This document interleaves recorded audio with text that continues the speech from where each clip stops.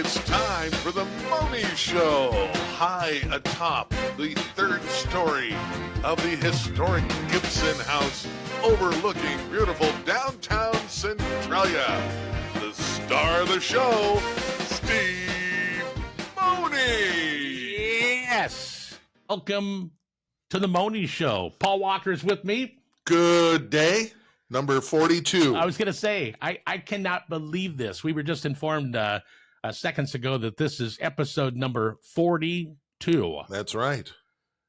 I like it. Isn't that Jackie Robinson's number? I think or is that 24? Boy, that's 42 or 24, one of the two. I get those backwards. But when I think that I'm just thinking about this. When I think about the people who've had to sit through 42 of these, I guess that, yeah, I'm not sure what number Jackie Robinson is, but I can tell you this: yeah. I have not sat through 42 of them. I have missed. I've missed. Yeah, you've actually missed one, right? I think you've missed one. Yeah, one. But you know who's been here every single time? Martina. Technically, I've maybe been here for probably 30 some of them because early on, didn't y'all have Matthew? Oh, I don't remember that. That's close. Right. I think Matthew was... there was a few I did not produce. He was the producer for a while. But close. Sure. Yeah, close. Okay. I think you ended up having to fix it. Hey, hold on a second here. Yeah, and I'll have it noted, not only did I have to sit through it, I got to go back through and post-produce it. So really, I sit through every episode twice. Yes. Yeah. Well, I did not know that. Yeah. It was a... Well, Ed, how's Publishers Clearinghouse going, Ed? I heard a knock on the door last night. I went to open up the door, and I thought, well, it's probably Ed out there. And sure enough, he was out in my front yard, but he wasn't doing anything with the Publishers Clearinghouse. He was passed out. Anyway. Well, Johnny Carson going on. Yeah, how about that? Well, that's not bad. Johnny Carson, by the way, is a man that used to have the number one late night talk show. Yes, he averaged something like 16 million viewers a night. Correction. Yeah. 21 million viewers a night. 21 million viewers a night. And nowadays we get to hear from the cable news channels bragging about their 3 million viewers a night dominating the airwaves. Yeah. This was 11:30 at night. He had 21 million viewers. Well, I mean, there's more to choose from these days. Yeah, I mean, but less people back then too. Yeah, no, I know. And less TV. I'm not sticking up for it. Oh, no, just... Yeah, there's more crap to choose from. Just awful stuff. You know, there was... I got to say, I'm going to say this right now, loud and proud. Hold on, stand by, let me get off camera. If you are wasting 3 seconds watching any of these so-called news channels, you're just flushing your life away. Just literally... throwing it away. I don't want these 60 minutes of my life, so I'm going to waste it. I don't care what you're watching. It's all crap. It's all garbage. I saw something that explained that. I wish I could remember exactly what it was, but it was an old guy sitting there, and he was he's like, yeah, I don't have much time left, so I think I better sit down and watch a bunch of news channels. Yeah, something like that. Well, I posted one yesterday. It said, life is short, so you should spend as much time as possible arguing with strangers about politics on the internet. That is exactly the one that I was trying to remember. That makes a lot of sense. It's just. But by the way, who out of all the politics, we don't hardly talk politics at all, but all the politics, who's the most desperate right now? You're going to be surprised at my answer. The desperate meaning? Just the most desperate organization in politics right now. You want me to cut to the chase here? No, I've got some guesses here. The Pearl Street Pool? Yes, not quite. I mean, that they were desperate, but now that one's over. Oh, hold on a second here. I know the the round thing at Washington Park with the gazebo. The gazebo. Yeah, that's very that's desperate. a hell of a gazebo. You know who's most desperate? No, I don't. The news channels. You know why? Because no one's watching. Their ratings stink. Because it's the same garbage they've been talking. Can we stop having 4-year election cycles? Garbage in, garbage out. I mean, they've already started. We haven't even had this one, and they're already starting to talk about the one after this. I think, you know what I mean, think? Here's I'm something just that we so can all agree on. fatigued and tired of it. Just stop. Well, shut them down. I've got 2 things that I'm going to say. Number 1, I'm voting for Costanza. Me too. Seinfeld and Costanza. That's who I'm voting for. And that was number 1. Number 2, I think we should just make all news organizations cooking shows. Yeah, absolutely. Because anything. It's something we can all pretty much agree on. Absolutely. I don't like that stroganoff. Okay, well, let's go ahead and do it right here. You know, I say what's some good pregnant food? Martina isn't the UK or some of the other European, don't they limit their election cycles to like 6 weeks or 3 months or something like that? Oh, I see. Yeah. So you can't just talk about it forever and ever. Okay. Yeah, other countries have all kinds of restrictions. There's a more definite timeline to when you campaign. Mm-hmm. In some countries, you're limited to a maximum amount of money. So every candidate is working with the same amount of campaign funds versus having it be privately funded just unlimitedly. There's all kinds of different ways that different countries do it. I did say, God forbid. And many are not necessarily a 2-party system. Right. Exactly. A lot of them have... Well, this isn't either. That's the biggest lie that's been sold to the American public, is that this is a 2-party system. They forced us into a 2-party system, but it's not. It's the illusion of a 2-party system. Exactly. I like French fries from Arby's and McDonald's. Not in that order, and not my favorite. That's my system. Well, wait a second. Not your favorite? Are you pulling your number 5 and number 6 favorite French fries? If McDonald's are fresh, they're my favorite. Arby's, they hit a home run on their new French fries. They're pretty good. They're not bad.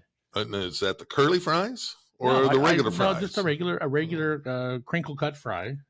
All right. And let's see, who is my favorite? I think Dairy Dan's got my favorite French fry because I love their tartar sauce that I can dip it in there. And the Dairy Bar, too. I love their French fries. See, I'm from Tumwater. Yeah. So mine's Egan's. Oh, yeah. Because it's the goop. Yes. It's the mustard-based, right. goop for me. And they have, of course, the choice of the crinkle cut and the tater tot. Yeah. Has anybody had Bill and B's fries lately? Not lately, I haven't. When I was pregnant the last time around, that was a big their fries specifically. But I've been watching my salt, so I haven't eaten a lot of French fries lately. You got to get over your there. Your son takes care of your salt for you. Yes, he does. I've never seen that before. Oh man, gosh. Owen's nuts on the salt. He reminds me of me. He's salting goldfish crackers. Yeah, That's not. You know what? And not just salting. I hate to be the bearer of bad news here. Take it away. Yeah. But your son is bound to start ordering soup at a restaurant and demanding more crackers. Yeah, he's channeling your dad. This is not going to be enough. I'm going to eat a whole lot more crackers than this. I'll tell you that. Is Owen? He's 9, right? He's 10. Oh, he's 10 now.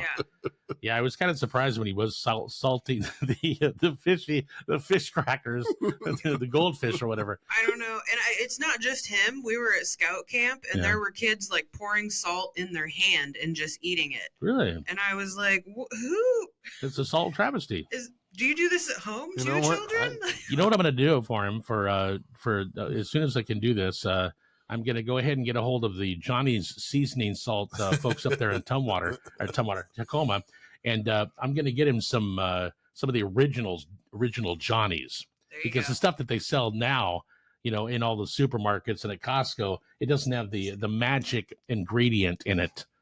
What's that? The MSG. Oh yeah, the old MSG. The MSG, and you can get it in the institutional pack. It's big, a big barrel tub. Big tub of it. Yeah, it lasts restaurants about 4 years. But you can order that for your house. Yeah. Yeah, and I had one a while back, but I gave it away to like a whole bunch of different people. They're like, "Whoa, this is really good. Here, have some." So I'm gonna get that for Owen, probably for Christmas. So, and you put them in little jars and put Steve's magic seasoning on it. Is that what you? Okay, fair enough. Yeah, no, that's not a bad Christmas idea. Well, get a tub of that. Label some jars. Mm-hmm. See, folks, the things you learn on this show is amazing. Well, I will caution this because I did put it out on my Facebook page, and then about 2 days later, I got a call from Johnny's Seasoning Salt. In fact, Johnny called himself. Johnny called me. Hey, is this Steve? I said, yeah. And he said, well, what are you doing with my seasoning salt? You're claiming, hold on, that's Casey Kasem. Well, they're close enough. And what Scooby. In at number 72 is Johnny's seasoning salt. Boy, we've gotten way off track. One thing that I did want to say, I thought this was funny. And how could it not be funny? Because it was said by Robin Williams. Yes, of course. Did you see that? No. He said, "I think that politicians ought to be like NASCAR. Was it NASCAR? Yeah, like NASCAR. They should put all their sponsors all over their entire body."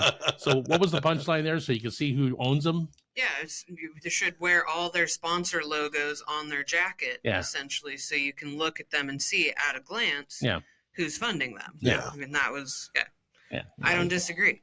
Yeah, exactly. All right, there's our Robin Williams. There's our political rant for the day, which is that we're tired of it and we don't even know what's happening. No, other than the Pearl Street pool is not going to be filled up.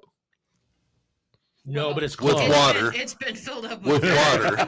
with water. And that the gazebo in Washington Park is we missed this. Hold on. Just one more thing.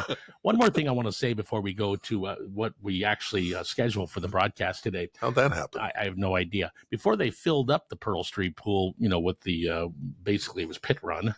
We should have taken the gazebo in the park and just lifted it up and just moved it over there. Don't destroy it. Move it over there and then just go. Dump it in there and then fill it up. Yeah, two birds, one stone. I'm not a fan of that gazebo. Have I told you why? The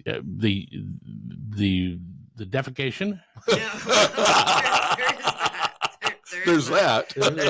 There's that. No, with our band performed for music in the park like maybe 4 or 5 years ago. The smell of the urine. No, it wasn't even that either. Okay. There was a wasp nest in the roof of the gazebo. Okay. And they were kind of flying around while we were playing, but about 8 o'clock hit when the sun started, kind of going down, and they did not like my bass amp.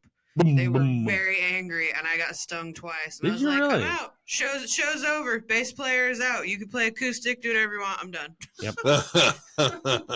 Yeah, that's a Jim Dandy, they could have killed 3 birds with one stone with my idea. Okay, go right combined ahead. with your idea. Yeah.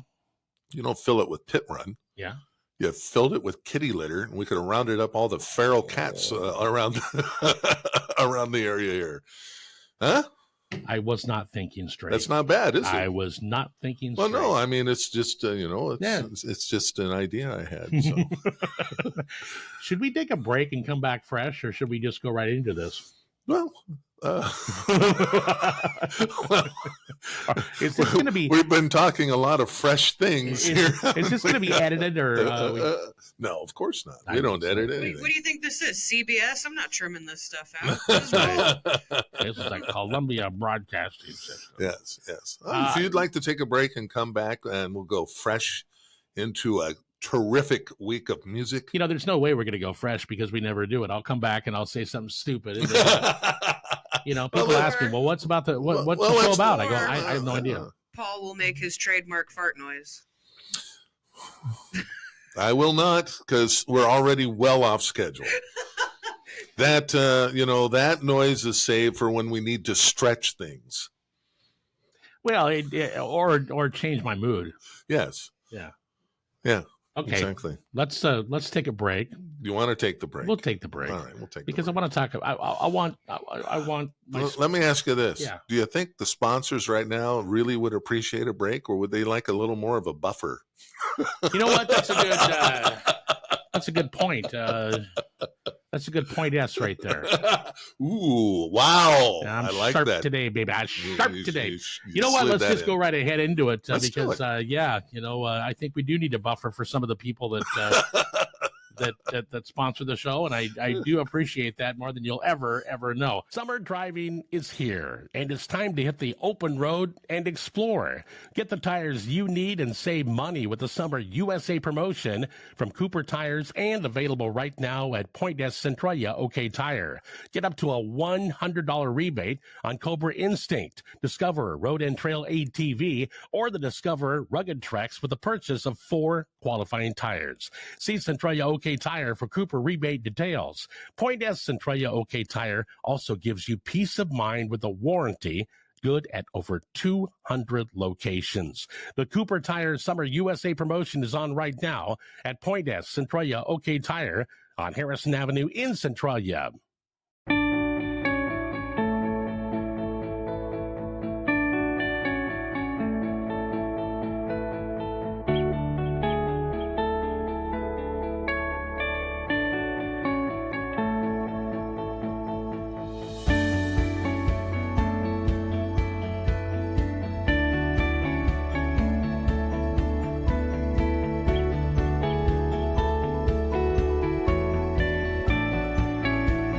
Boy, that was a lot. It is a whole lot. Okay, let's get on with the show here. All right. Man, we had music in the park. The first one was such a great show. We had Kalimba. Oh, yeah. Over at Rec Park in Chehalis. And then this past Friday, it was the Beatles versus the Stones. And I had such a good time. And it was just really cool to hear the Stones music, the Beatles music, and then the stuff together. Oh, absolutely. And it was one that I knew we would have a solid turnout for, Yes. but sometimes, I worry all the time about until people show up. I always think, at some point this is just going to fall off the cliff. Yeah. It did not on this one, man. They were showing up early. And they were showing up late. Showing up late, and they stayed late. Yes. They stayed through the whole thing. Great crowd. They were into it. The bands were great. The full costume changes, makeup, wigs. The wigs were everything. dead on. Yeah, absolutely. I mean, it didn't look like somebody's wife made some stuff in the basement. And it was really good. I would imagine we'll post some pictures, just some still pictures right now of what we're talking about. But let's go ahead and do some highlights. Yeah, let's do that. Okay, so we're doing highlights right now. This is the Beatles versus the Stones, and this was what was going on music in the park last Friday night. Let's roll it.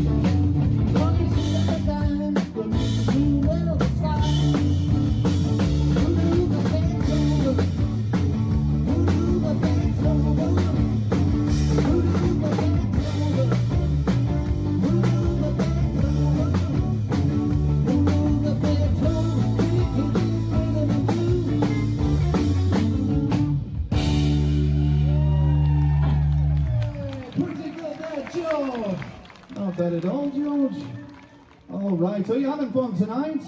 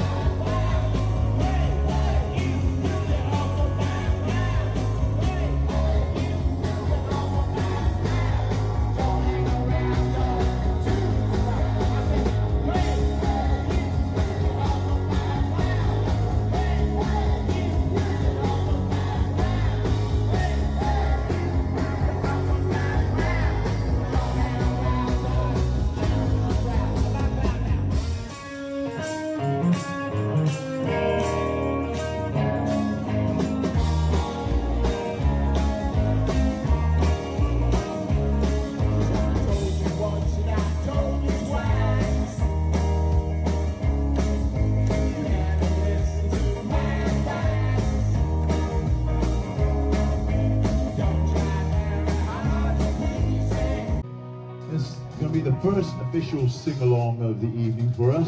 Please join us.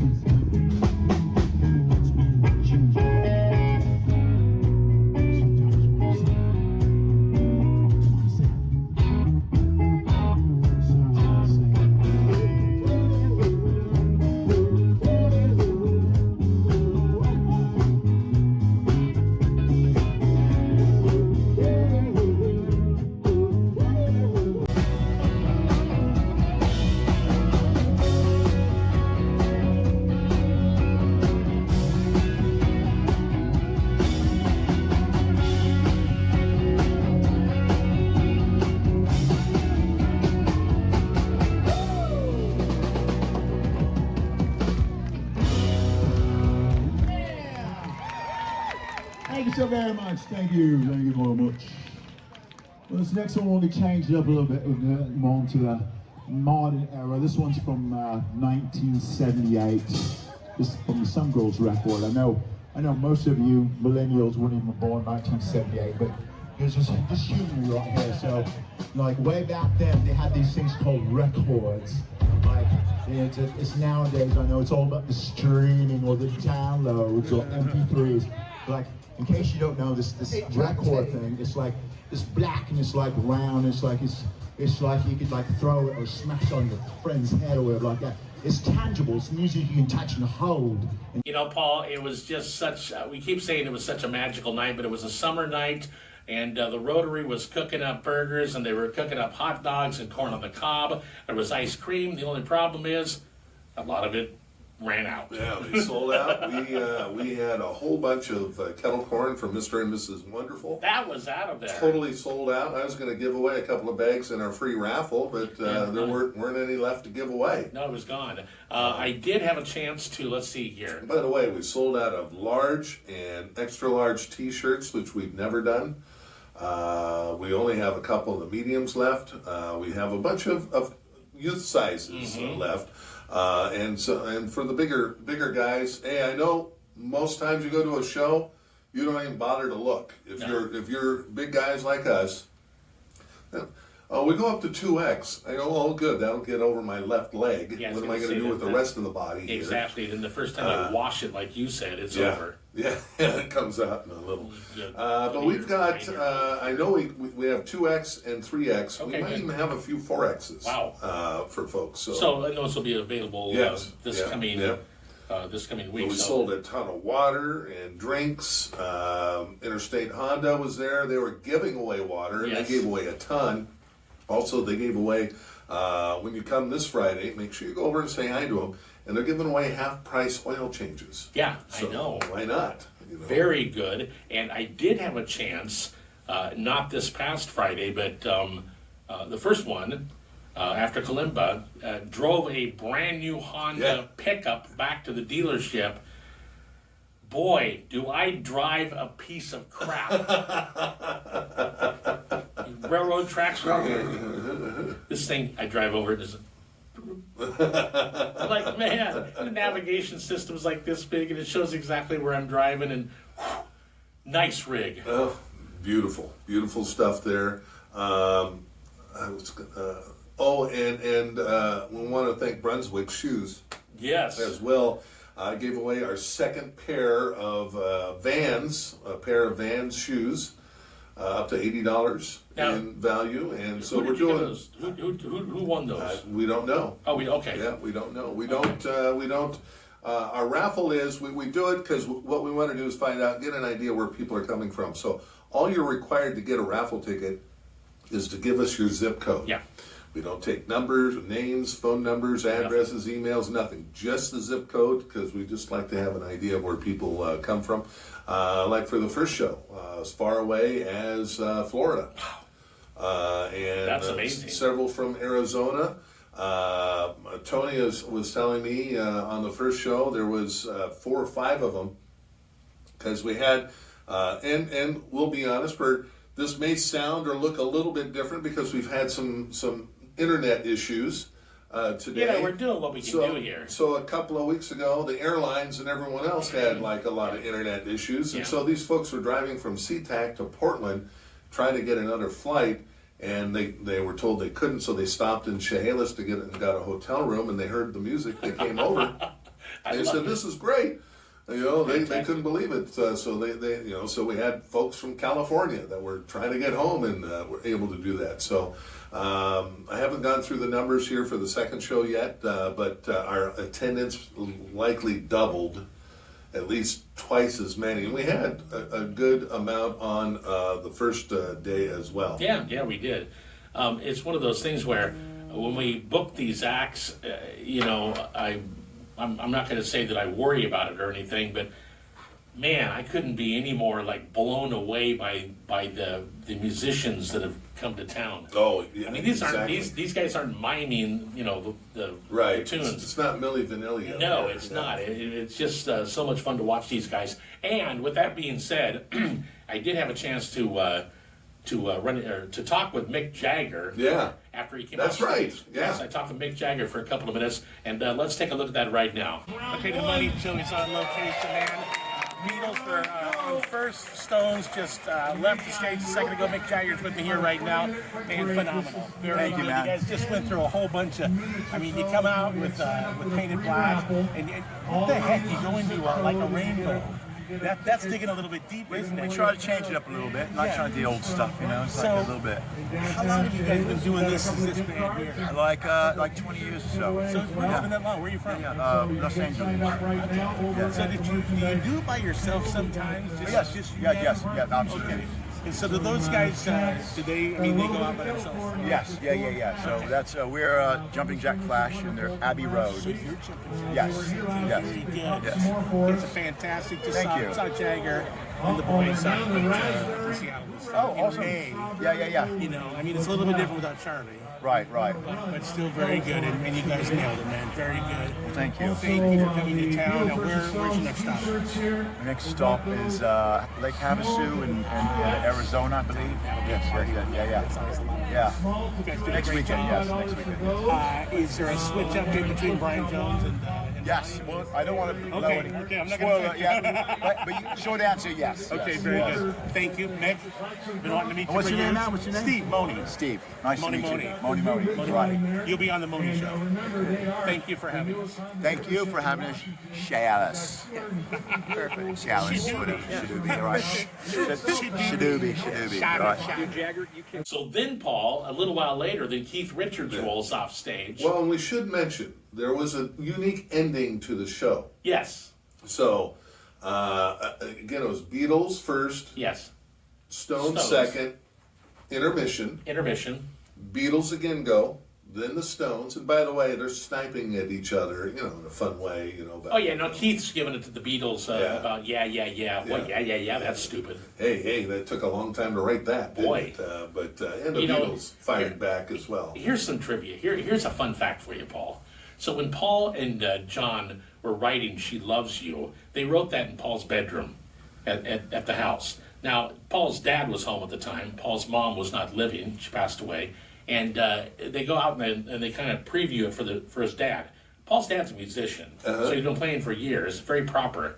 He goes, yeah. And John's like, yeah, you know, that's what we wrote. Can't you say yes? That would be much more proper. She loves you? Yes. Yes. Fun fact there. I like that. So anyway, when the Stones were done with their second, everyone left the stage. And of course, at Music in the Park, they know there's no encores. Yeah. So folks are getting their chairs, they clap, and they're leaving. But Keith stays on stage. Oh yeah. And Keith says, "Hey, you know what? Maybe we should do one more tune here." Yeah. And both bands come out for a great finale, and it was a tremendous finale. It was Day Tripper and Satisfaction. Yeah. Melted into one. Yeah. Yep. Kind of molded. Yep. Exactly. And the Paul McCartney guy sang it great. Yep. But he sure had the Paul. Yeah. The mannerisms.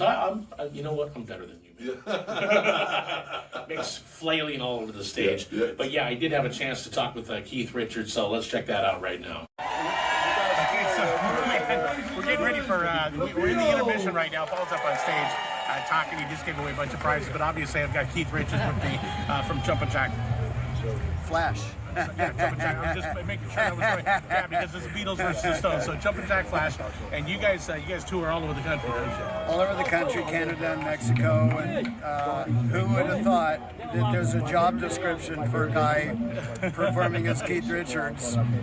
And as a young person, I mean, he was my guy. He was the picture on my wall, and I grew up, and who knew? But you've not done as many things as Keith's done, because some of them, we still can't believe that Richard Simmons passed away, and Keith Richards, and Keith's still with us. or Michael Jackson, or Prince, and Tom Petty, and the list grows every year. They finally took him off the list of most likely to die celebrities because he just lives on. Is that your so Beatles are back up on stage right now? So now you guys? Oh, okay. So they're doing their 1967, 68 White Album, right? Like that now. Okay. So as the show goes on, the wardrobes change to reflect the advancing years, and in the end, there's a finale with both bands on stage doing a mashup, which never happened in life. And we're going to happen like that much for the rock and roll circus. Right. Because you were at the rock and roll circus with John Lennon. Right. The Dirty Mac. So we're going to create something never happened in life, and that's so fun. I bet. I mean, the benchmark is here, and you guys far exceed it. So. We've been doing this 20 years now, and I guess you look like Keith. When people tell me you look like Keith Richards, I'm never sure. Well, he was a good-looking man in his prime. So. You saw him in Seattle. I saw him in Las Vegas. Yeah. And we played at the Hard Rock on the Las Vegas Strip the night before, and then went and saw the Stones the next day. And the love in the crowd of all the people that are sharing something that was one of the big parts of my life, and apparently 20,000 other people felt the same way. It was very cool. It's so much fun to get with people that are like-minded. I mean, like this whole group here tonight, everybody came out because they want to see, obviously, both bands. I mean, nobody's getting up and leaving during any. They never leave. And people of our generation either love the Rolling Stones or they love the Beatles, or both, but some are in one camp or the other, and that's why the finale works. And in the end, we ask the audience, so who won tonight? And the answer, we tell them, is you, the audience, because we had so much fun. So let me ask you this live on camera here. Do you know the tongue lady? You know the gal that goes to all the real Rolling Stones shows, and probably some of yours too, that dresses up with a Rolling Stones tongue? Well, he's just described about 15,000 people that were at Las Vegas and the regalia. And, Well, there's actually, she has a tongue that she wears to the show. well, there's a national group of Stones fans called the Shadoobies. Yeah. And she must be one of them, but they all show up like that in there. These are the people that will go to every stop on the tour. She looks kind of like that. Anyway, What are your colors? get back, Loretta. That's right. I was So, waiting for you. Keith, I appreciate you being on the Mohney show tonight. Man, thank you so much for coming. And you guys are that's right. man, you got all the paraphernalia.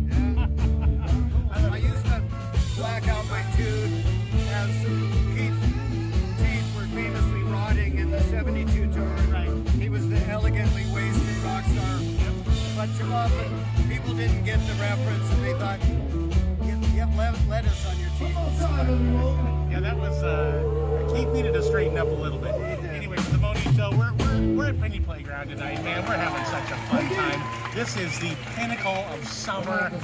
Over the weekend, Chehalis Fest is happening. This is kind of our recap, so we'll have this on Tuesday's show. But thank you very much. We'll see you in town soon.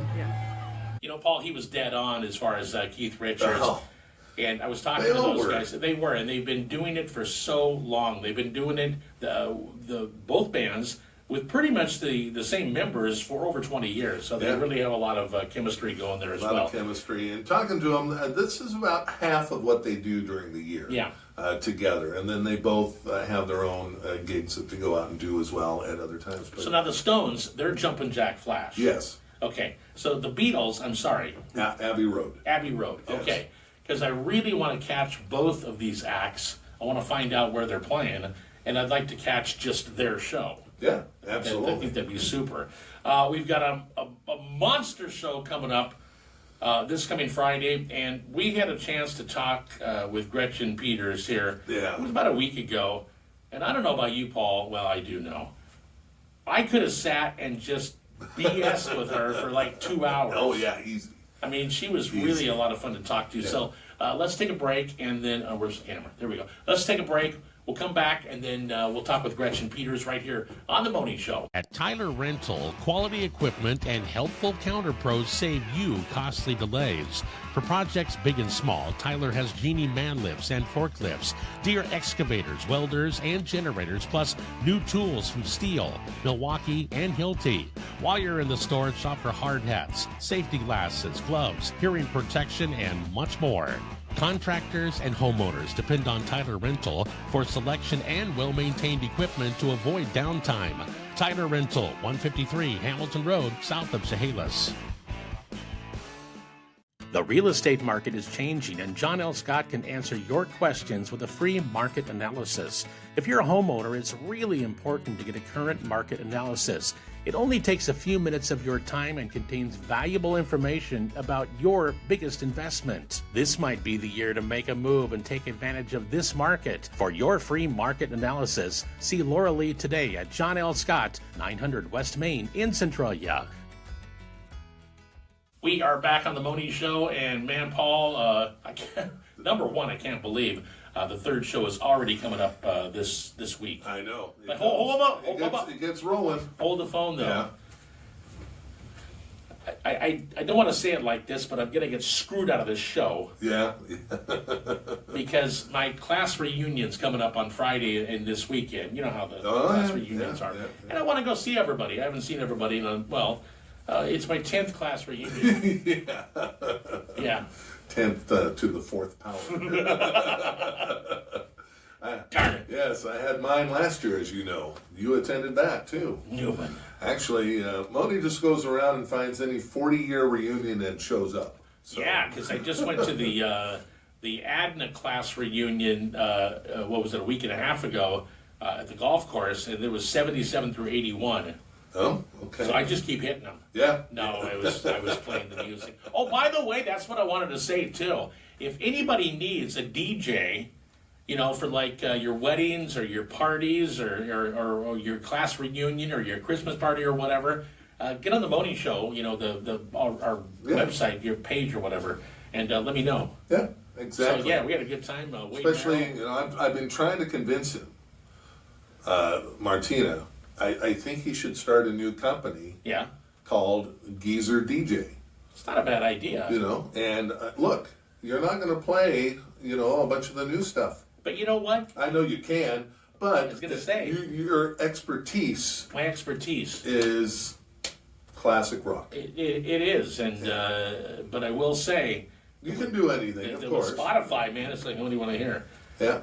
Okay, I've never heard of this person ever, but here it is. Yeah, exactly. So I don't want to get too far off track here, but yeah, if anybody needs a DJ, let me know. Geezer DJ. Yeah. Yeah, boy, that was the one from 1974. Exactly. Ever my baby. Oddly enough, you could play the Yardbirds. The band or the band. Oh, as the voice of the Yardbirds. Oh yeah, it's what I would do is I'd go. Maybe I should. Is the family watching? They'd appreciate it. Hey, you know what? There were a few people that did the commercials around, the Lewis County area, for various businesses. Yeah. And we all thought it was cool. Yeah. But none bigger and taller than my principal from 1st, 2nd, and 3rd grade at Forts Prairie School, Jerry Robinson. Yes. Man, when Jerry was mad, whoa. He was a tall cookie, and I didn't know it at the time when I was like, I wasn't getting in trouble, in 1st grade or whatever, but I didn't know that he was like really good friends with my grandparents. I was like, damn. How did Grandma Mohney find that out? Anyway, he would always go, and this is Jerry Robinson with the Yardbirds Family Shopping Center. Yeah, this week over in the housewares section, Steve Mohney's playing disco music. Come on by. What do you think of that, Martina? You like that? I'm into it. She's like, oh, for the come on. We're off track. We're way off track. So we're going to talk with Gretchen. Is that right now, or? Well, we should set this up a little bit, right? Yeah, go ahead. So our third show, Gretchen Peters. We're very fortunate to have Gretchen. She is in the Songwriters Hall of Fame, Nashville Songwriters Hall of Fame. She's Grammy nominated. She's one of her songs was the Country Music Association Song of the Year. I believe she has a song that's been nominated for an Academy Award. And this has gone on for 40 years. Yes, at least, yeah. So, and you're gonna hear her talk about this, but she has written a ton of songs for country artists. Martina McBride, Independence Day, and that's the one that won the CMA Song of the Year. She wrote The Chill of an Early Fall for George Strait. She wrote Secret of Life for Faith Hill. She's written for a ton of, Trisha Yearwood. Hold on a second. Did she write The Streak? I don't think she wrote The Streak. I don't think she was old enough to write The Streak at that point. And Ray Stevens did that. I'm sorry. And so she's got a ton of country hits, but like she said, and she'll tell you, she says, I wasn't born and raised country. I was raised in New York. Oh, yeah. And found country later because there's another side of her. Yeah. The other side is she has literally written about 80 or more songs with Bryan Adams. Yeah. And has written for artists like Etta James and Neil Diamond. And we talk about that too. I said, man, did you meet Etta James? Because I didn't meet her. You're going to hear that. We're going to hear that. I don't want to. But yeah, and I believe the Academy Award nominee was If You Love Someone or something. It was a Bryan Adams tune. That was huge. So no, it's a treat. She's going to be here. She's going to tell you about the songs. She is. She's a great singer as well on top of it. I think she's going to surprise with a lot of folks. Some storytelling in between, in between the tunes. We're lucky because her son lives in Olympia. Yeah. Again, we'll cover that. But she really doesn't tour anymore. The only reason she's coming out is because she gets to go visit her son in Olympia. Well, and I have to say this too. I mean, you have a remarkable, I guess, a gift for finding these people that, I mean, you find people I would never think of. Yeah. And that's the idea. I know it's the idea, but we've, meeting her, when we interviewed her, man, that was a lot of fun. And we've also met so many other people that are just a lot of fun as well. So, we look forward to seeing Gretchen. And here is what she had to say. This was about a week ago on the Mohney Show. Gretchen Peters, welcome to the Mohney Show. This is an absolute pleasure to talk with you. In fact, I can't really believe we're doing this right now. You're going to do Music in the Park. That one comes up on August 2nd. And this is really a beautiful venue. It's outside. It's going to be nice. It's not going to be too hot. And it's filled with just everybody that wants to be there and have a good time. Paul, these are one of the best things we do all year. It is it's a fun series. We've been doing it about 20 years now, and it's Gretchen. What it is it's a small town. It's in a nice city park.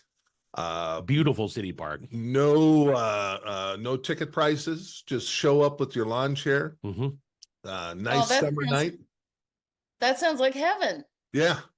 And all we do is we focus on the music. It's about 2.5 hours to 3 hours of an event. We do it 3 times, 3 Fridays in a row. And we strategically pick the Friday nights.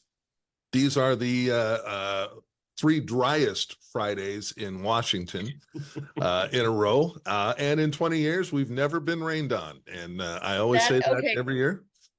I think you should stop right there. No, I say it every year. The wood knocking went a long time. It's held over. It's been close a couple of times, but it's just a nice, relaxed event. There's a playground right next door, so it's a great family event. Kids come, they bring their own picnics, and we have the Rotary Club there. They're selling hot dogs and hamburgers, but we generally get anywhere between 1,200 and 2,000 people will show up for these events every week. So yeah, that's fantastic. You're going to be our Hammer event this year. You're our final show of the series, and we couldn't be more excited. I'm honored to do that. There is something really magical about playing outside on an evening, especially a nice evening. I don't know what it is, but there's something just really magic about it. Just being outside in the ambient air, with sharing it with a lot of people, and just I don't know, it's just great. And we haven't done a show like that in a long time. We've done, we do outdoors usually means festivals, big festivals to us. Right. So it's kind of a mad race to get on stage, and it's a little nerve-wracking most of the time. You don't really usually get a sound check. It's not as relaxed sounding, let me put it that way. So that sounds really good to me. Well, our hard timeline is that you have to be on stage and performing when you get there, and you tell us that you're ready to go. Yeah. And then you have to get off the stage when you're said, Ready to okay, I've had enough, and it's time for me to go. So you guys, you're making it so difficult. I don't know how we can do this. Well, we'll muddle. Aim to please. Talking and just discovering you, and that's part of the process, is that we bring in national acts, at least one each year, and trying to find ones that make sense. And again, for our venue, it's not for everyone, and I totally get that. But your agent told me, well, she doesn't really tour that much anymore, but let me check. And then to find out there's other reasons for you to come up to the Northwest, right? So that's exciting too. Well, that's true. It was pretty irresistible because my son lives in Olympia, and any chance I get to, I mean, that's a long way from Nashville. He lives far from home, and so any chance I get to come play a gig like this and also see my kid, I mean, it's a no-brainer. I grew up in, and he's going to be I grew up in Tumwater, which is right. It's Tumwater, Olympia, and Lacey is the three cities right next to each other. So right. I'm well versed with Olympia. So, and it's literally about 20, 25 minutes away from, about that, right around there. from venue in Chehalis. So that's going to be fun. Yeah, he's going to come out to the gig and check up on mom, see how she's holding up, Oh, so he's going to come down. Oh, yeah. Yeah. Oh, good. Okay. Very good. Yeah. How long has he lived up there? He has lived there for 20 years. Wow. He went off to college. He went off to Evergreen. Okay. Just has stayed.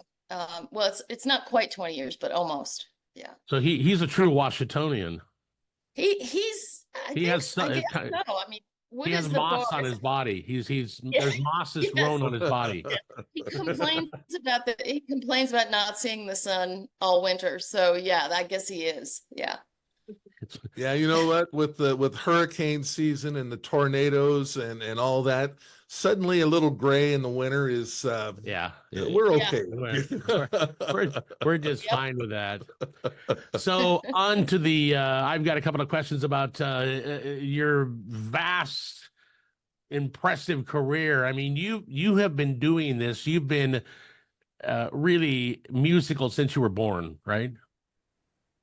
Yes, I have been. I really think what I was from the get-go was just wanting to express myself artistically in some way. I mean, I think when I was young, I tried a lot of things. I tried painting and poetry and dancing and, a lot of different things, but it was just I just always felt like I had that urge to express something. And I think when I picked up the guitar when I was 7, I kind of clued into, this is something I really could be fascinated with for the whole rest of my life. You pick it up and it just stuck there.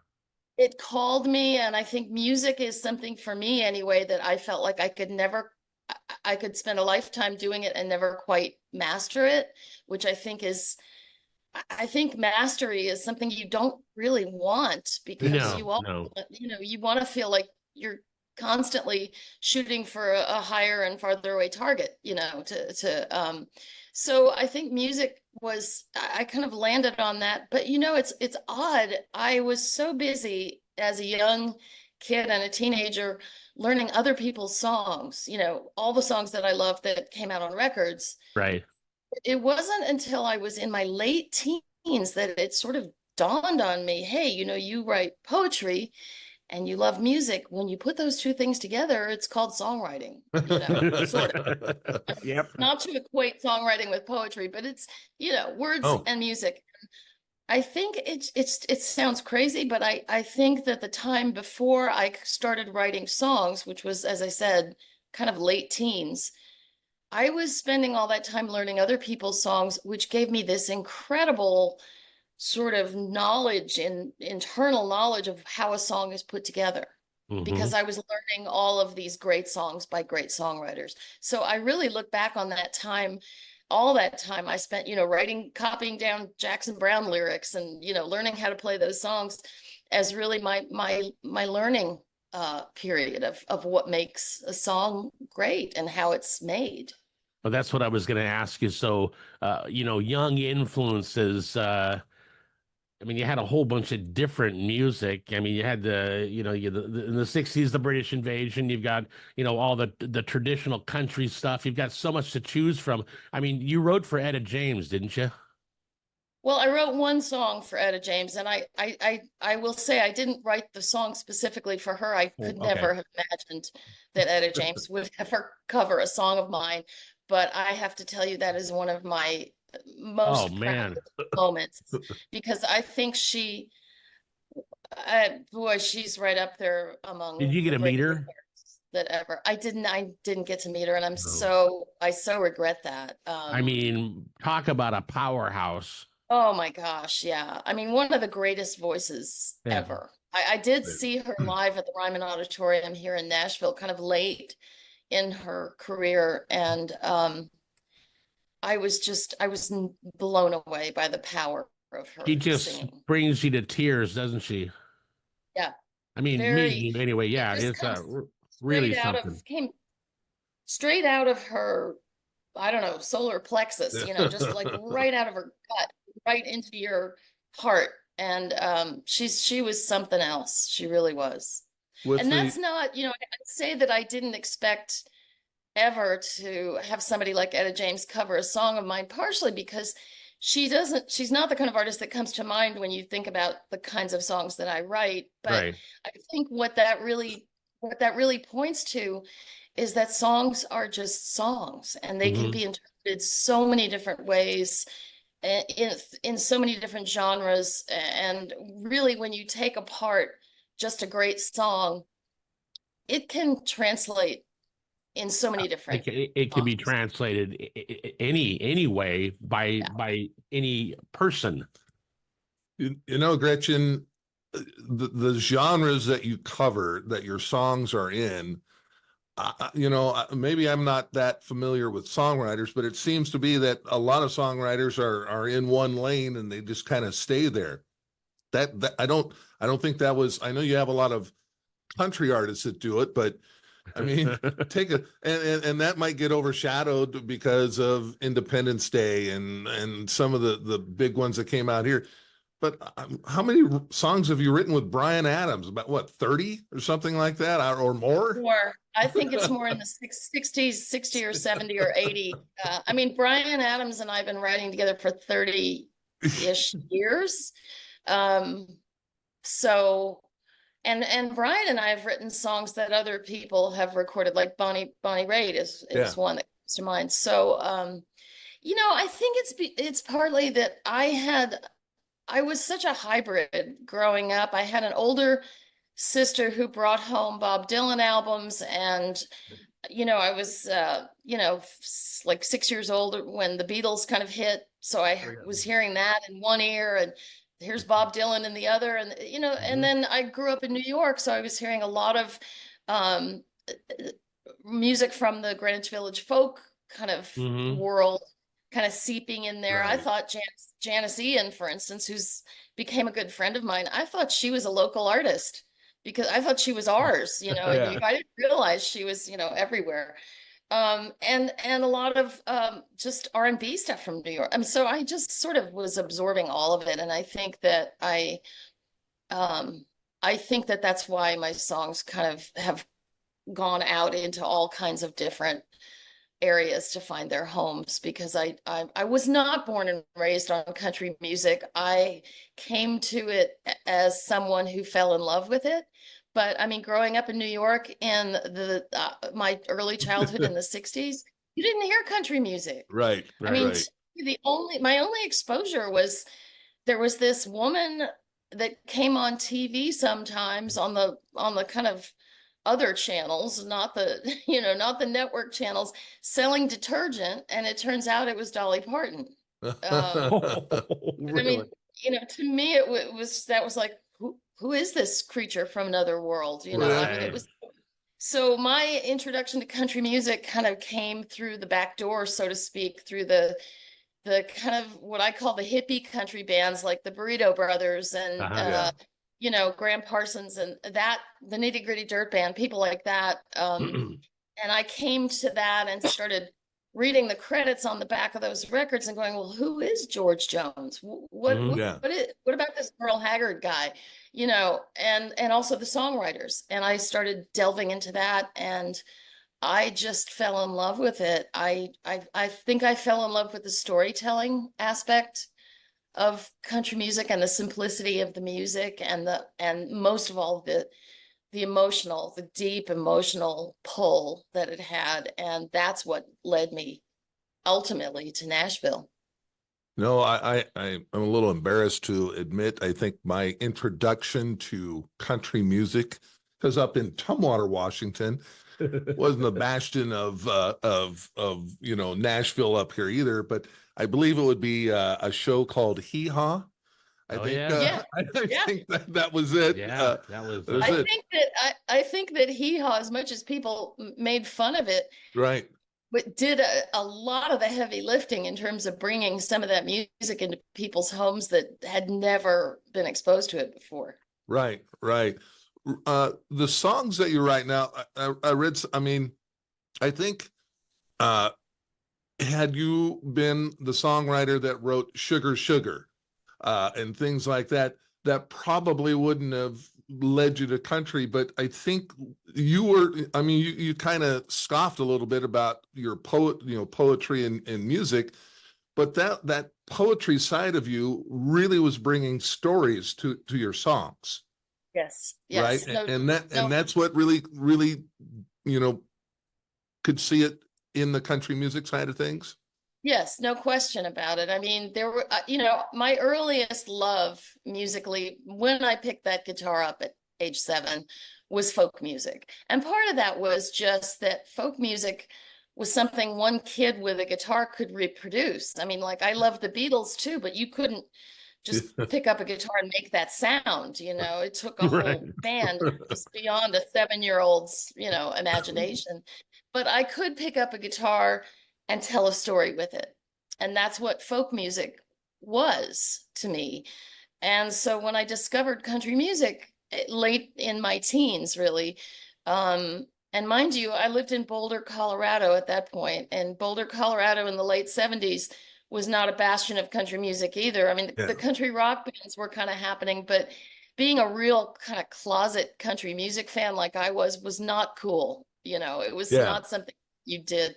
But the thing that attracted me, again, was the same thing that attracted me to folk music. It was the stories.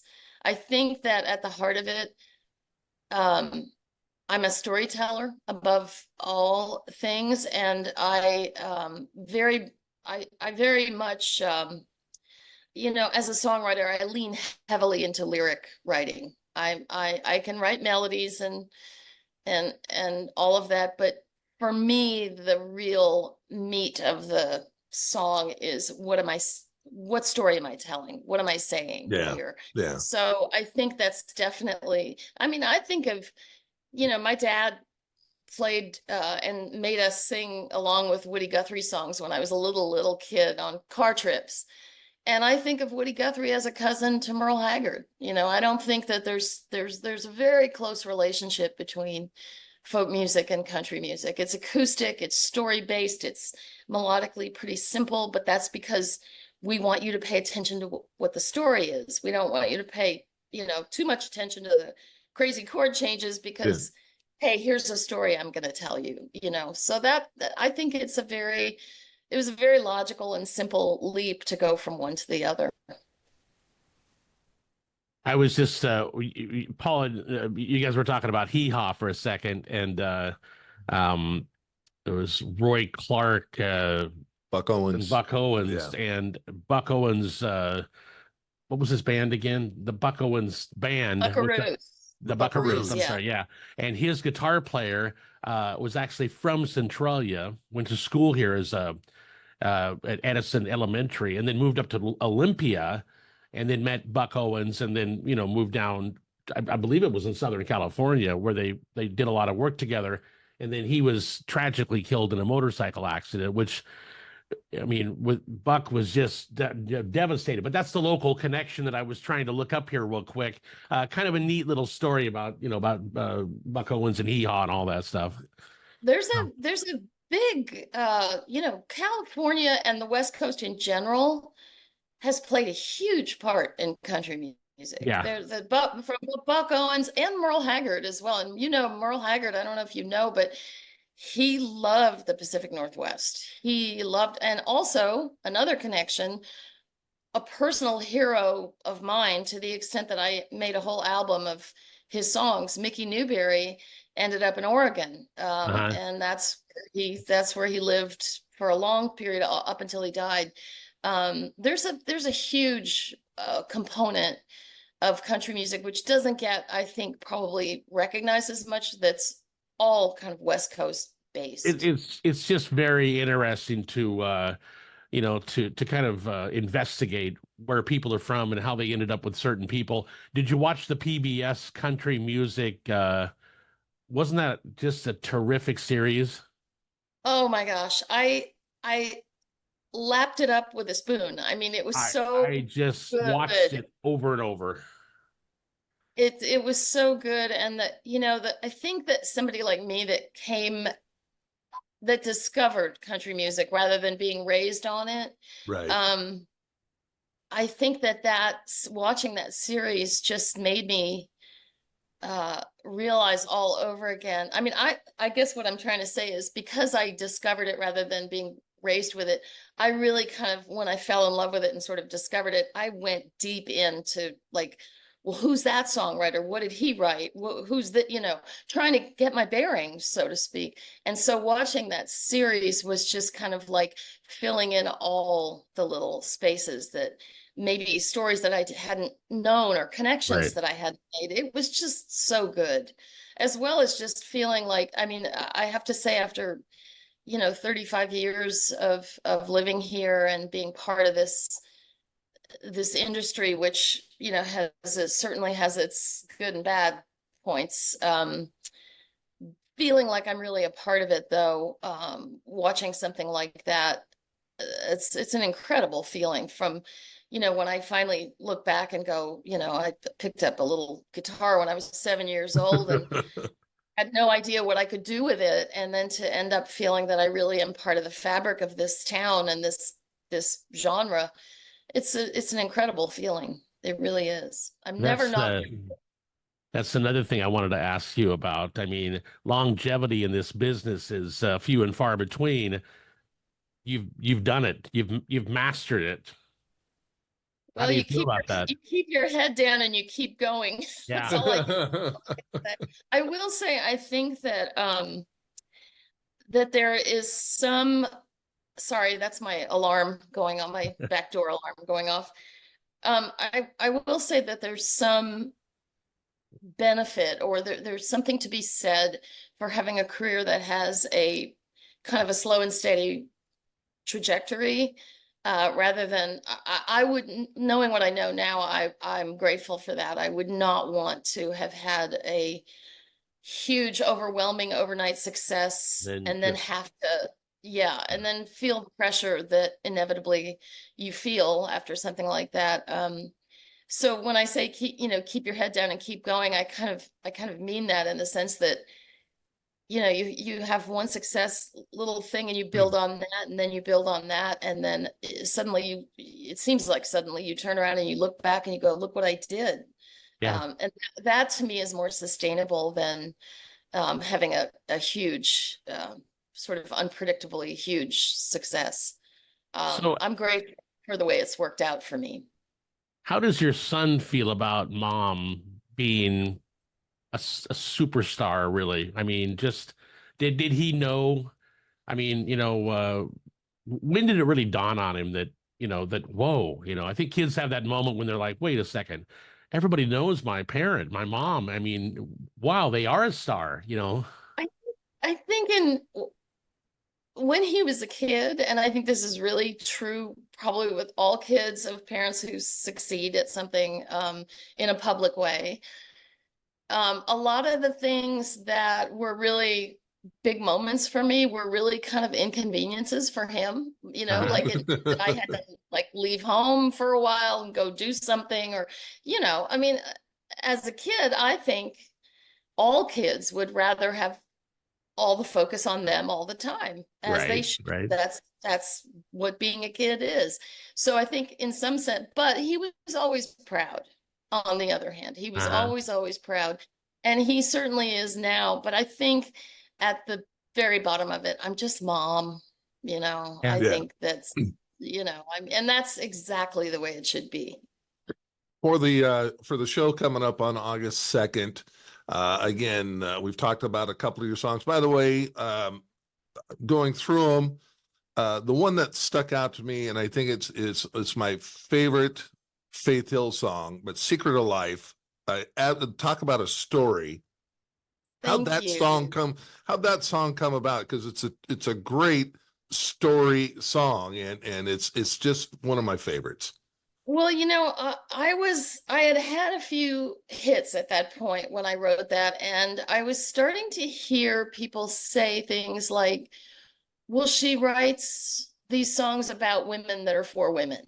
They're all for, and I was starting to, my publishing company was starting to really focus on pitching my songs to female artists because I had that reputation, and I don't like being put in a box. I really bristled at that. And I thought I can write a song about guys. I mean, I grew up, before I moved to Nashville, I was on the road in Colorado playing ski resorts with my band, 6 people, 5 guys and me driving around in a smelly van. I know what you're talking about. I know. So I sat down and started writing that song. A couple of guys sitting around drinking, it sounds like the opening line of a joke or something like that. And I finished the song and I thought, this is a song about 2 guys talking in a bar and talking to the bartender. Yep. And I thought, this is going to break me out of that little box that they're trying to put me in. And they got a woman to record the song. Faith Hill does the song. He was trying to break out too. It was just ironic and funny, but I loved her record and she loved the song, and it worked out very well. I did have some men. I mean, George Strait notably, and George Jones record my songs a lot along the way, and certainly Bryan Adams. And, so I don't think I stayed in that box too long. I don't think so. What are some of, I guess, not to give away the entire set list, but what can the folks look forward to hearing on August 2nd? We're going to mix it up a little bit. We're going to do some of the hits that they might remember. One of the songs I've been playing that is an old song that Patty Loveless recorded, and I've been sort of picked it up and just have enjoyed playing it again lately, is "You Don't Even Know Who I Am," which was a #1 hit for Patty Loveless. Yeah. I, of course, Independence Day and several other songs for Martina McBride. So I'm going to mix those in. On a Bus to St. Cloud, we always do that. Trisha Yearwood recorded that. I'm going to mix those in with a lot of songs from my last kind of 3-ish studio albums, some of which, although they were not like on the country radio charts, when I go out into the world and play them, people know those and request those songs. If there's a few of them that I can think of, one in particular called 5 Minutes, they request those as much as any other song. So we kind of try to mix it up between sort of all those things. And when I say we, I tour with my longtime musical partner of 34 years now, and husband of 14 years, Barry Walsh, who plays piano and accordion. So it'll be the two of us. Independence Day itself was one that was, I mean, Martina McBride took it, but didn't you have trouble? Didn't they have trouble finding someone that was wanting to do that song? Well, I anticipated that no one would want to do that song. Yeah, yeah, that's what I read. I mean, when I wrote it, I felt very satisfied and good about the song. I felt it was a really good song. I didn't have any idea what it was going to do, but I felt I had done justice to the song, which is your first obligation, really. But I also felt no one's gonna want to do this. I mean, it's so dark. It doesn't have a happy ending. It doesn't end well. It's not, who's gonna want to ever record this? Right. About the only thing it did have going for it, as far as the radio was concerned, it was that it was up tempo, really. Yeah. And Martina was actually the first artist that heard it, and she was adamant that she had to have the song. I really, my hat's off to her for having such a vision about it, and being so, she was like a dog on a bone with that song. I have to record that song. And I think if it hadn't been for her commitment to it, because when she did record it and they released it as a single, and a lot of radio stations really balked at playing it. They really didn't want to play it really because of the content, because of the story, because they were just afraid. And she was so adamant about it. She asked her record label to give her a list of the radio stations that weren't wanting to play it, and she called every single one of them and said, here's why I think you should play it. And I think if she hadn't done that, I know if she hadn't done that, it wouldn't have broken through. And what happened when it did break through is that people called. I mean, it really illustrated to me the power that people still have.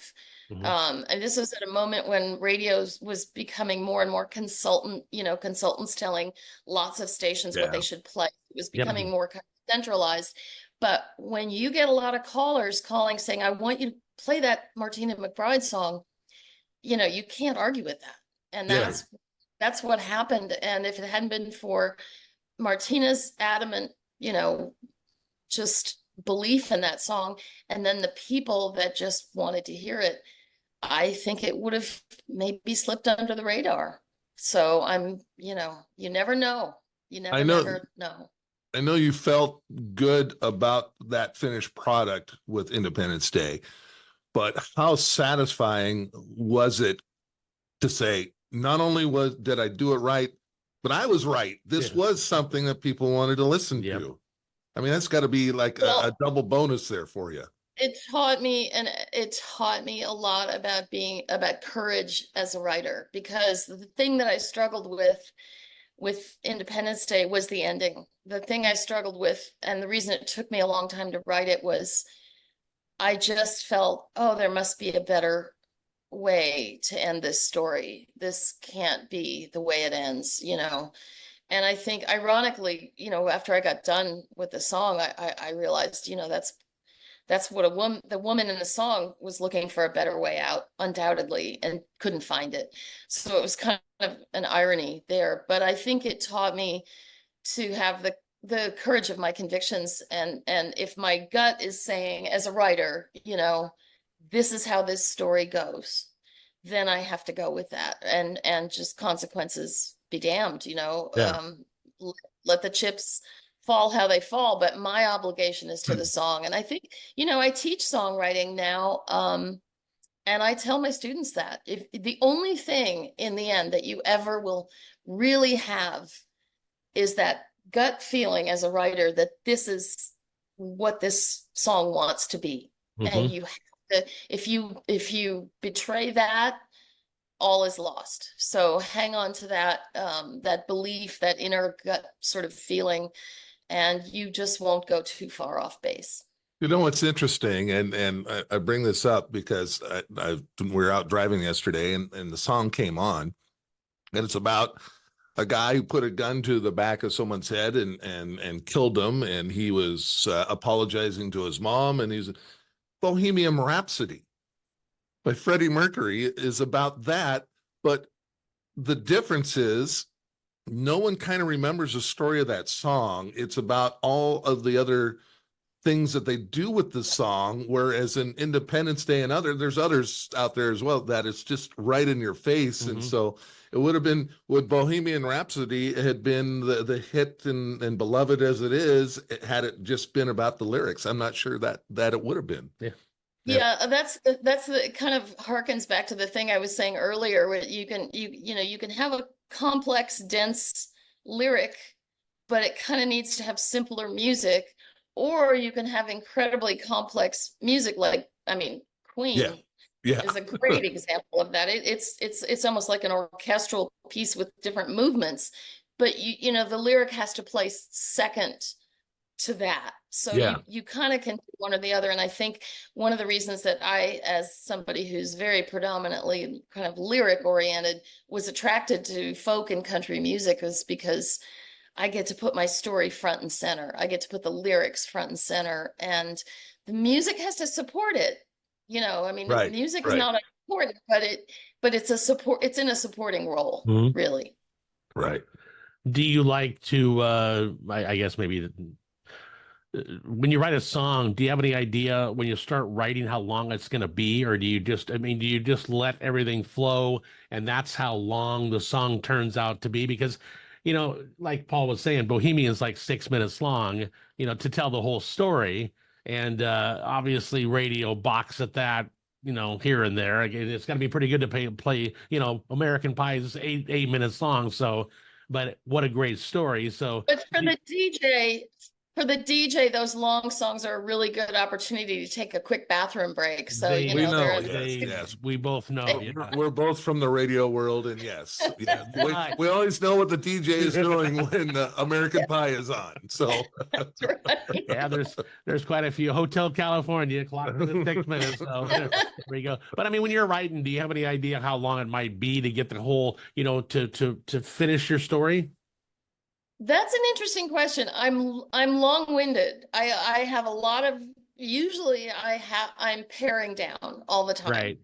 Not only because of length, but also because the very form of a song is it's a very small little frame that you're painting in. Right. And you know, the best optimal time for a song, not just in terms of radio, but for our attention span as listeners, is somewhere between 3 and 5 minutes. Yes. You know, that's what feels good. My songs tend to go closer to the 5 minute line. You know, they tend to be longer. Which we like those. But I do in the back of my mind, or even not in my mind, it's sort of as I'm writing, it's like, does this feel too long? This feels too long. I need to cut this. You know, it's more of a feel thing than an instinctive thing, I was going to say. And then there's times when I actually literally put a clock to what I've written and see, am I crazy, or does this feel like it's going on? It's too long. And 6 minutes. Yeah, it's too long. So, I mean, but I'm always cutting because I think, like I said, not just for time, but also because the more condensed and brief you can be, the better. It just makes for a better song. Yeah, that's what they always told us on radio.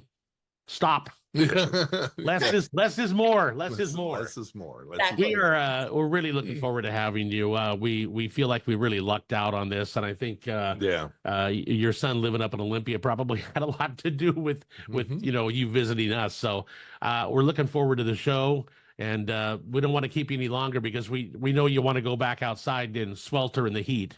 Yeah, absolutely. I just took the dog for a walk, and I just can't wait to get back out there. When I walked into the studio here, because it's just after 9 here, and it was just cloudy and about 63. Yeah.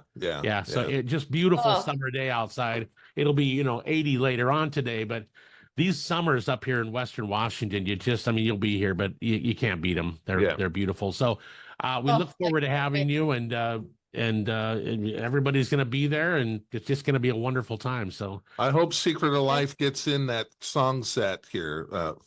You got it. You got it. No problem.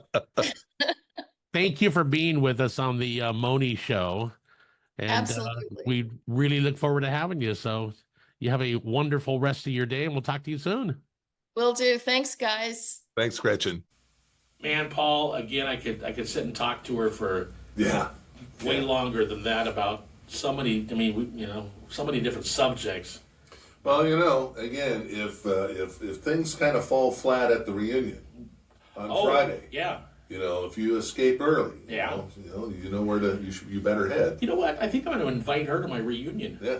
Hey, the venue's been changed, man. We're over at Dick's Brewing right now. Yeah. That's where the reunion is. But Okay. I got to call it. I have to tell you because in case you want to come over. Well, I'm kind of busy that day since No, well, okay. Come on over to the Legion Hall on Saturday, Paul. the Legion Hall. Yeah, the Centralia. That's where they're having a gig. Okay. I'm bringing my 45 record player. Oh, good. Yeah. I'm just joking, really. I got a reel-to-reel machine if you need it. So. 1/4-inch tape. The band performs in the nude. But Don't call us child, we'll call you.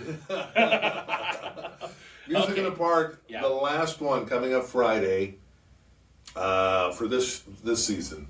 And again, it's Gretchen Peters, our good friend Randy Linder, and his son will open. Yep, Jason's going to be there. Jason playing will be drums. there, and Randy is there every year. He's also our sound technician He and is. IT guy, and so it's kind of part of the deal is that he gets to perform, every year as well, and he just does such a great job. Alter ego John Fogerty. John Fogerty, and then when he and his son do it, it's just classic hits. Plays all the hits, everyone's favorites, everyone loves it. Does it so good. He does. And so he's excited to open for Gretchen. Yeah. And we pair him up with some interesting pairings at times that doesn't Well, didn't he open up for the Wilbury tribute last year? Boy, yeah. and those guys, fast friends. Yeah, exactly. I think he ended up doing some work with those guys. He may have, yeah, exactly. Boy, now that was a show. But he will, 7 o'clock, he'll open up. The Rotary Club will be there. They'll replenish their ice cream, I assume. Martina's been helping them with that. As far as I know, yep. I've been in touch with Mrs. Wonderful. We will be, they won't be there, but we'll be able to pick up some kettle corn. You're going to need 250 bags of popcorn, Paul. Well, you know what? If we don't sell them all, they'll probably pick them up and sell them the next day somewhere else. I thought you were going to keep those for the company Christmas party in 6 months. Oh, yeah. Could we even attempt to do that? No. Of that, and we'll have another zip code raffle, so we'll have another pair of Vans shoes to give away. It's absolutely free. Just come up and get your ticket, and it's going to be a great night. It's going to be warm, so be prepared for It's that. really warm, yeah. But another beautiful night, and we know because that wind will come in, it'll cool it off, so don't be intimidated. And that was one of the reasons I wanted to move it back to a 7 o'clock start time. Gives us a chance to cool off. We hit some pretty hot temperatures the last few years, and this way it gives us another half hour to kind of slow things or cool things off. So it should be a great night. 6:30 is a little bit early. I mean, it gives people some extra time there. I can't be there again, but man, I'm going to be with you. You'll send me some pictures. Oh, absolutely. I'll be BSing with my classmates. Let's take a break and have final thoughts on the Mohney Show right after this.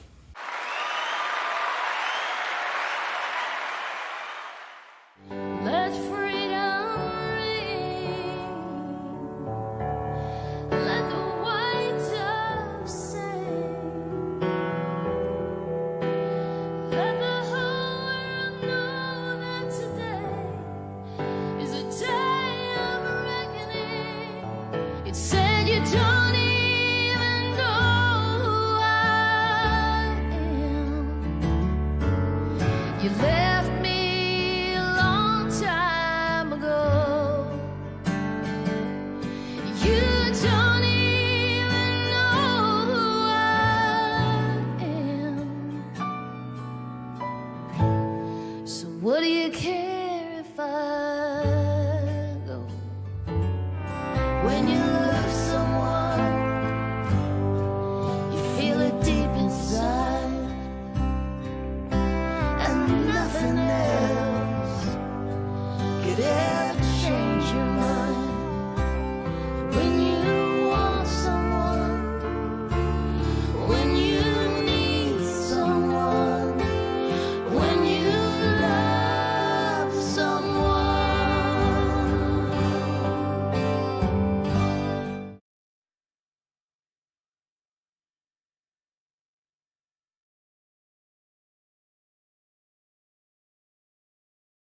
Back on the Mohney Show, man, it's been just a couple of weeks here, actually 3 weeks that have just flown by.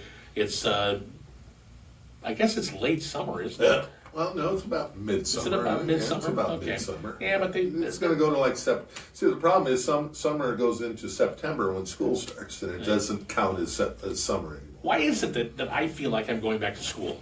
I don't know. It's like, oh, man, they're advertising for school already. Hey, the teachers don't want to hear that. No. Well, he thinks he's coming back to school. Oh, yeah, I'll come back to your class is what I'll do. We got you out of here once. That's it. I know.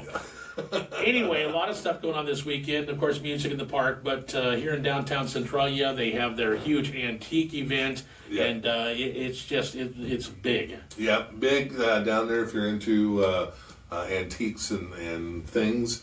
But our good friend and Eli sports accountant, Ron Hall, has got a big event as well. It's got a big event. Now, who's going to talk about that? Because, I mean, I know kind of what it is, but I think we're going to bring Martina in. I could talk a little bit about it. He's picking, isn't he? Yes, so it's Winlock Pickers Fest. Okay. It is hosted by the Washington Acoustic Music Association. They do this every year. It's a big event. It's August 2nd through 4th this year. Okay. And the thing that's cool about it is not only do they have live performances come in, but it's also a festival where you can bring an instrument and they have jam sessions. Oh, okay. Nice. And so you get kind of both if you want to. If you want to learn more about it, you can go to winlockpickersfest.com, and it has the full lineup and the schedule for the jam sessions. I do stress it is acoustic only, so don't show up with a bongo drum or something. You know, we're thinking the classic stuff, guitar. No, I was going to bring spoons. No. Maybe. Can I get a spoon?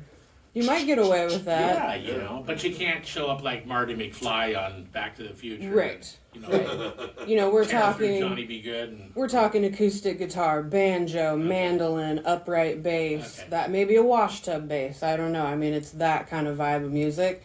Limited camping available at the park in Winlock. But otherwise, just come and show up and bring a chair and have a good time. I've seen Hall pick. Yeah. Well, he wasn't playing guitar. But oh, exactly. It's not attractive. No, that was at his desk. But. And as far as the jams go, they're doing a Celtic jam. They're doing an old-time music jam. Okay. And also a swing jam this year. So you can for the Celtic jam, Steve and I will be there to do our version of the river dance. I like it. I think so. Yeah, I'll be dressing in my kilt. Yeah. Yes. To shade my legs. So yes. Me too, which is otherwise known as our bedspread. So. Ron's over there going, why do they have to mention those guys? And Petty's Jeep will be there. No, we won't go down there. Inside joke. Okay. All right.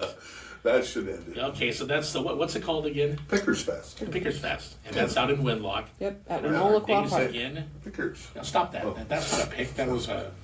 I was just scratching my nose. I don't know what's it look like on the camera, though, but probably... It looks like a pick. All right. Yeah. Hey. She's not calling me back. I didn't break the plane. I know. All right, let's stop with the Seinfeld stuff. Okay, so that's what's going on this weekend. Again, after that, it just kind of continues. And, yeah, exactly. We've got the rest of the summer that I'm really looking forward to. Of course, Again, the Mohney Show looks a little bit different because apparently the internet doesn't work. Well, it does, but it's just not working good enough. It's like a broken speedometer or something like exactly. that. So. Okay, we'll see you next week. Have a good time at Music in the Park. And that's going to do it for the Mohney Show here on the Mohney Show. On the Mohney Show.